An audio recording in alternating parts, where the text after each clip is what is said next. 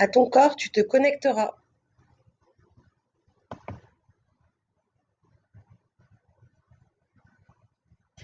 Le corps.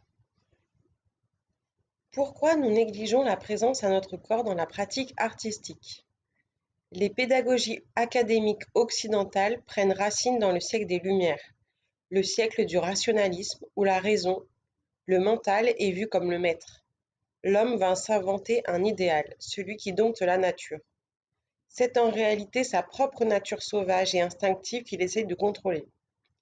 On va alors admettre que pour être performant, il faut contrôler l'impulsivité de notre corps et le faire obéir à notre raison.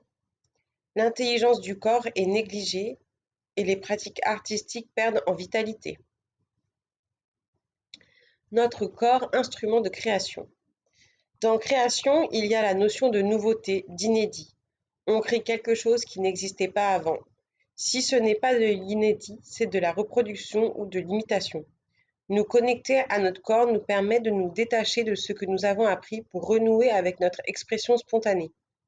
Lorsque nous nous connectons à nos sensations, nous prenons de la distance par rapport à nos pensées. En nous détachant de nos pensées, nous nous détachons des règles et normes qui nous ont été inculquées. Ainsi, nous pouvons retrouver une liberté de créer, une spontanéité. La spontanéité est la disposition à agir avec élan, à suivre le premier mouvement. Par exemple, en commençant ma toile, j'ai le désir de peindre du jaune, mais j'ai appris qu'il fallait peindre en premier des couleurs sombres. Je décide de suivre ma pensée, je peins des couleurs sombres. Mon élan créatif est réprimé. J'entre alors dans le monde de la reproduction plutôt que dans celui de la création. Je reproduis des normes qui m'ont été transmises, alors que notre conscience intellectuelle répète, notre conscience du corps crée et improvise. Elle est l'outil, le support qui fait naître la nouveauté. Notre corps au-delà de la peur. Notre corps n'a pas peur. Pourquoi? Parce qu'il est. Il n'est pas hier, il n'est pas demain. Il est présent à ce que nous faisons. Nos peurs, nos doutes, nos arrière-pensées nous paralysent en tant que créateurs et nous empêchent de nous unir à notre médium d'expression.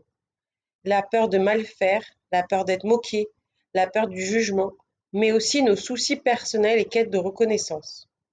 Nos peurs sous forme de pensées parasites divisent notre attention et gaspillent notre énergie.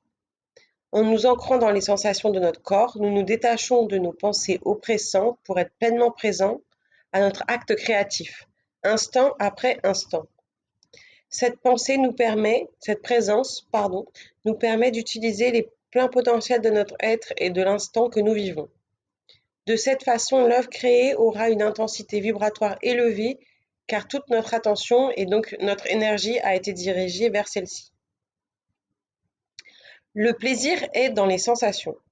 Prendre un bain chaud, sentir un bouquet de fleurs, manger un beau repas, toutes ces activités qui nous apportent du bien-être ont un point commun. Elles ravissent nos sens.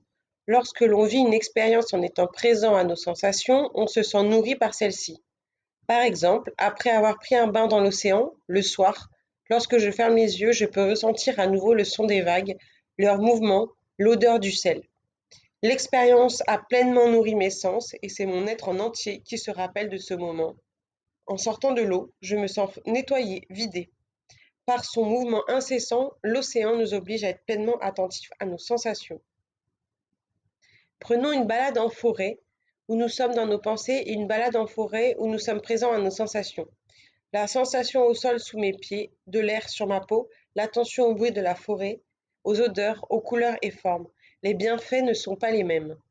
Dans la première, on aura peut-être le sentiment de s'être dépensé physiquement, d'avoir pris un peu l'air, mais dans la deuxième situation, on sera complètement redevenu nouveau après cette balade. La différence entre les deux, la deuxième promenade aura nourri profondément notre être, corps, cœur, esprit, par la porte magique des sens.